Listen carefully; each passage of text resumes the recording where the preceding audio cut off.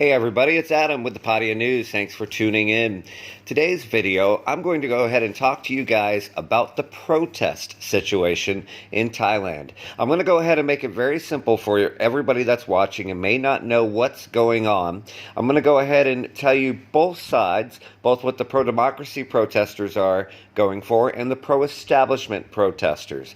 The video you're looking at above was taken earlier this week in Chonburi, and took place with thousands, estimated by Thai media, not by us, we don't estimate crowd sizes, of pro-establishment or royalist supporters that were marching and showing support for the monarchy and the current establishment in Thailand.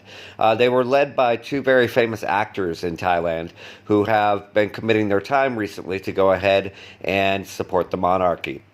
So the protests originally started actually before COVID-19, many months ago, primarily from student protesters from different universities in Bangkok, who once a larger political group called Future Forward was broken up by the government. I'm not going to go into that too much, but bottom line is that they were found guilty, or supposedly guilty, of a few charges, and they were broken up. The student protesters were upset at this democratic group being broken up and started protesting. Then COVID hit. We had a lockdown for several months in Thailand, and once the lockdown went away, guess what? The protests did not go away. They started up again. But the protests continually escalated because they thought they were being ignored. Now, initially, the protests from the pro-democracy protesters were asking for a few very basic things, in their opinion, and that was for protesters to stop being hassled, in their opinion. We're not saying they were or not. We're just stating what they were stating. For them to stop being hassled, both officially and unofficially, stop being arrested for stating their views, etc., etc.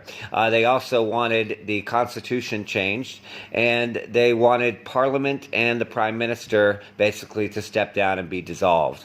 All this goes back to in 2014 when there was a military coup that took place in the country, and according to the protesters, the Constitution that was put in place by the military was set only to go ahead and protect the military. Again, that's the protesters' opinion. We're not saying that is or is not the opinion of the Pattaya News.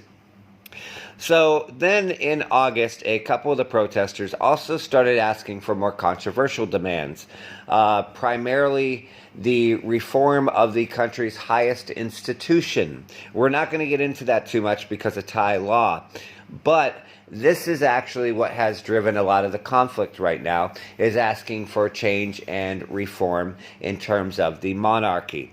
Keep in mind that is not abolition. That's not asking to get rid of it. They're just asking for some changes.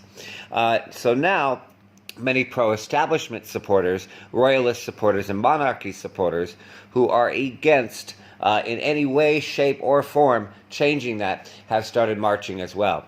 Also in the protests, a lot of other side groups and fringe groups who are looking for things from everything from lesbian and gay rights to going ahead and looking for education reform to even looking for reform for the homeless and for economic are now also protesting.